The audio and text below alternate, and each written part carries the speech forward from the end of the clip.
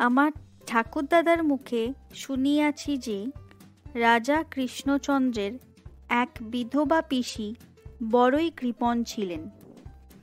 এজন্য কেহ তাহার নিকট হইতে একটি পয়সাও আদায় করিতে পারিত না। তাই কথায় কথায় রাজা একদিন গোপাল ভাঁড়কে বলিলেন যে, তুমি যদি পিসিমার নিকট হইতে কিছু টাকা আদায় করিতে পারো তবে তোমায় বিলক্ষণ পুরস্কার দিব।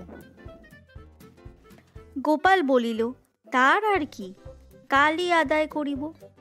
এই বলিয়া সে বাড়ির ভিতর গিয়া পিসিমা, ও পিসিমা বলিয়া তাহাকে বিস্তর চাটুবাক্যে গলাইয়া কথায় কথায় বলিল, পিসিমা, বড় ইচ্ছা যে একদিন তোমার পাতের প্রসাদ পাই।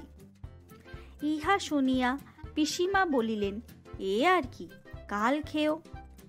তার পরদিন যথাকালে গোপাল কিছু চিংড়ি মাছ গোপনে আনিয়া পিসিমার পাতে খাইতে বসিল ও চুপি চুপি তাহা লাউ ঘণ্টের সহিত মিশাইয়া রাখিল।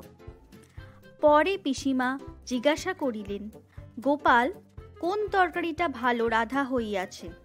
তখন গোপাল বলিল, পিসিমা, লাউ চিংড়ি বড় সুন্দর হইয়াছে। পিসিমা বললেন, ও কি কথা গোপাল, আমরা বিধবা, আমরা কি মাছ খাই যে তোমায় মাছ খেতে দেব? গোপাল বলিল, পিসিমা, মাছ না খেলে এ চিংড়ি রাঁধলে কে?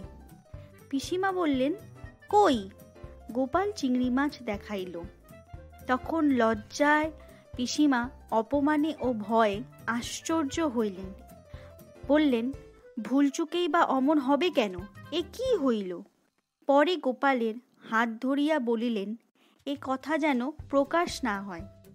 গোপাল কিছুতেই স্বীকার হয় না পিসিমাকে কায়দায় পাইয়া খেলাইতেছে।